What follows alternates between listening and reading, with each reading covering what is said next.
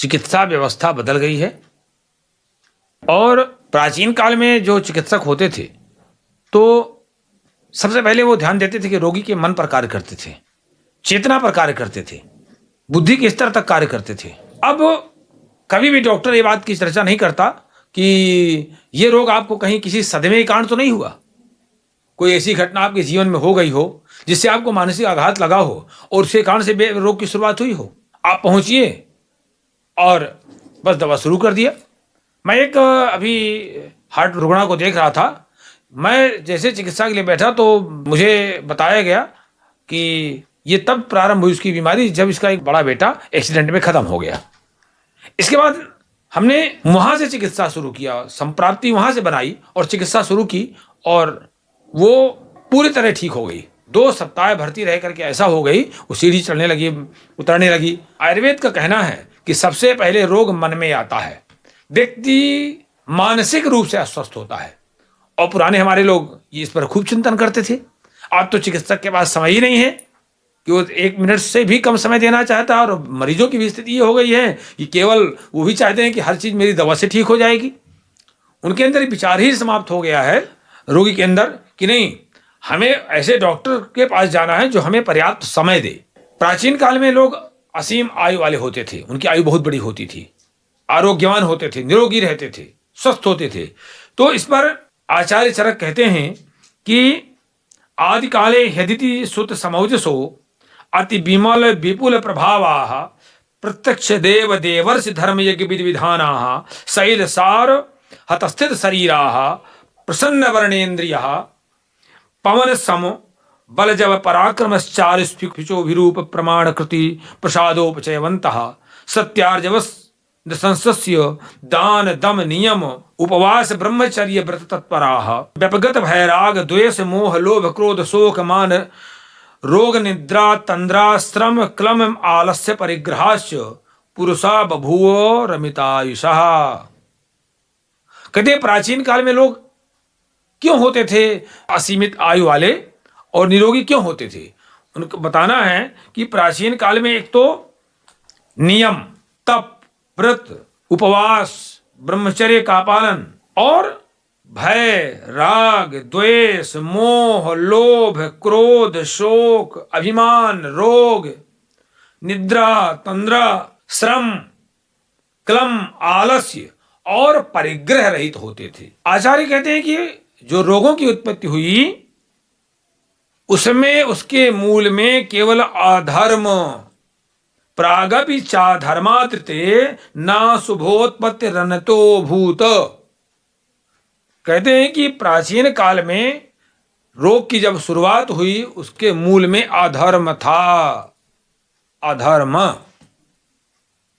अधर्म का मतलब ये नहीं कि केवल आप पूजा पाठ नहीं करते, यानी आप जिसके द्वारा आपको धारण किया जाता है, जो आपको जो क्रिया जो प्रक्रिया आपको धारण करती है, जिन जिन भावों के द्वारा हमारा निर्माण होता है उनका हम परित्याग कर देते हैं।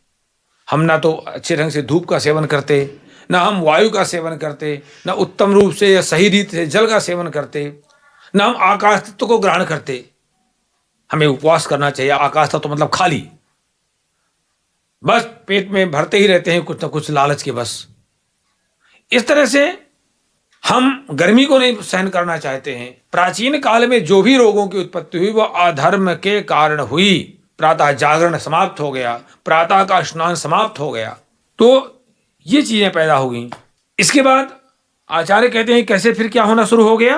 पहले तो लोग उदार सत्व थे, सभी तरह के गुणों से संपन्न थे।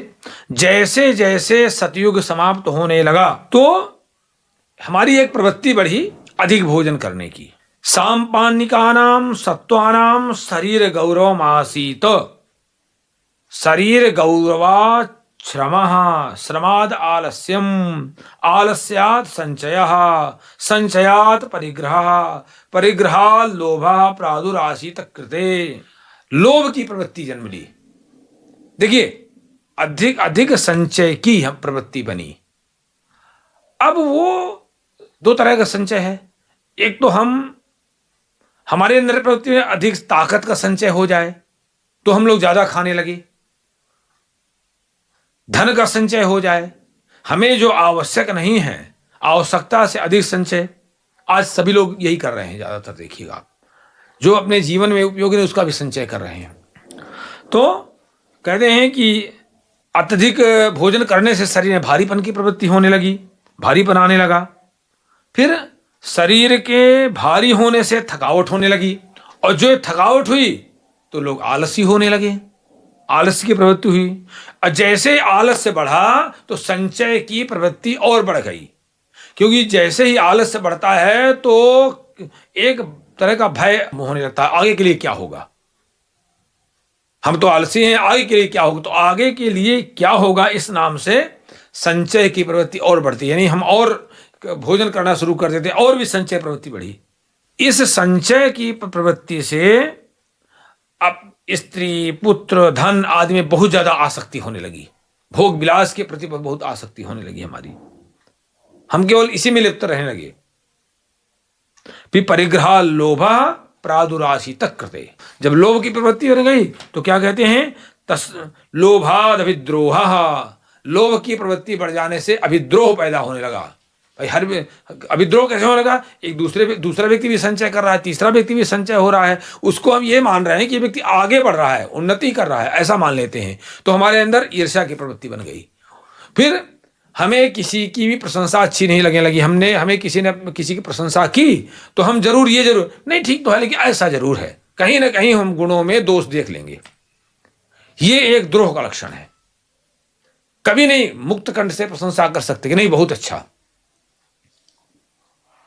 अब इस द्रोह से असत्य झूठ का आचरण होने लगा। झूठ के अवलंबन से काम, क्रोध, मान, द्वेष, पारुष्याभिघात, भय, ताप, शोक, चिंतोद्वेगादि प्रवृत्ता। झूठ का असत्य आचरण करने से, असत्य का सहारा लेने से काम, क्रोध, अभिमान, द्वेष, कठोरता, अभिघात यानी किसी को भी नुकसान पहुंचा देना, भय, त्रिविध संताप, दैहिक, दैविक, भौतिक, तीनों तरह के संताप, शोक, चिंता, उद्वेग, घबराहट। अब घबराहट शुरू हो गया, उद्वेग।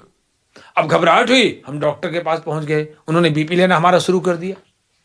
जब घबराहट होगी तो निश्चित रूप से वायु बढ़ेगा, वायु बढ़ेगा हमारा ब्लड प्रेशर बढ़ने लगेगा। अब वहीं से कुचिकित्सा शुरू हो गई, घबराहट शुरू हो गई, बीपी बढ़ा, उसे एक गोली खाने के लिए कह दिया। अरे हम मूल पर जाएं कि हमारी गड़बड़ी कहां से हुई। हमने असत्य का सहारा लिया, हमने असत्य बोलना शुरू किया, जो वास्तव में हमारा नहीं है उसके प्रति हमने आसक्ति रखना शुरू कर दिया, जो अस्थायी है उसके प्रति हमने राग रखना शुरू कर दिया। हम अपनी मानसिक स्थिति को संभाले ना, हम अध्यात्म की ओर प्रवृत्त हो ना, इस पर नहीं हम गए। हम बीपी की दवा खाने लगे। हम तो आपको बताएं कि हमारे पास तो ऐसे ऐसे लोग आते हैं कि साइकेट्रिक की कितने तरह की दवाइयाँ खाते हैं, और हम उनको अध्यात्म के मार्ग में लगा करके और कुछ चिकित्सा करके। इसीलिए आयुर्वेद में प्रसाम्य सुधि पूरे देवयुक्ति व्यपाश्रय ही आचार्य चरक देव व्यपाश्रय चिकित्सा का अवलंबन लेने की बात करते हैं। और कुछ दिन बाद क्या होता है कि ब्लड प्रेशर की दवा खाते खाते हम देखते हैं कि बस किडनी फेल हो जाती है। आप उसको संभालिए, अपने मन को संभालिए, मन को निरोग करिए, मन को स्वस्थ करिए, मन को स्वस्थ करिए। और मन को स्वस्थ करने का एकमात्र साधन है अध्यात्म। अच्छे लोगों की संगति करिए, सताम उपासनम सम्यक अस्ताम परिवर्जनम। सज्जनों की से मित्रता करिए, सज्जनों के सानिध्य में रहिए। सज्जन आपको सही मार्ग बताएंगे, आपको स्वाध्याय में लगाएंगे, आपको तप में लगाएंगे, आपको अच्छे आचार विचार में लगाएंगे। आप जैसी संगति करेंगे वैसे आपका आचरण बनने लगेगा। तो घबराहट शुरू हो गई, ये मानसिक विकारों की प्रवृत्ति हुई। तो क्या हुआ, जो धर्म का चौथाई भाग था वो समाप्त हो गया। माने हम 25% अधर्म में हो गए। 25% हम मानसिक रूप से 25% रोगी हो गए, तो मानसिक रूप से विकृति हो गए, विकारी हो गए।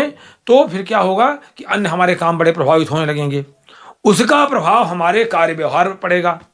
हम फिर क्या करेंगे कि साग सब्जियों, पृथ्वी सबको दूषित करने लगेंगे, सबको दूषित करने लगेंगे। इसके बाद हमको अनाज जो मिलने लगा, हम ही ने उगा के खाद और कीटनाशी सब डाला, तो हम ही ने ये सब पैदा किया, तो हमारा 25% वो चला गया, तो 50। अब जब हमको जो आहार हमको दूषित मिलने लगा, ऐसा आहार जिसमें पोषक तत्व ही नहीं है वो मिलने लगे। बस धीरे धीरे करके हमारी वायु बढ़ने लगी, हमारे जो जाठराग्नि है, इम्यून सिस्टम है, हमारा पाचन तंत्र है, वो गड़बड़ होने लगा। बस इसके बाद हमको तमाम रोग होना शुरू हो गए। ये प्रक्रिया है। आयुर्वेद इतना गहराई से सोच करके चिकित्सा करता है।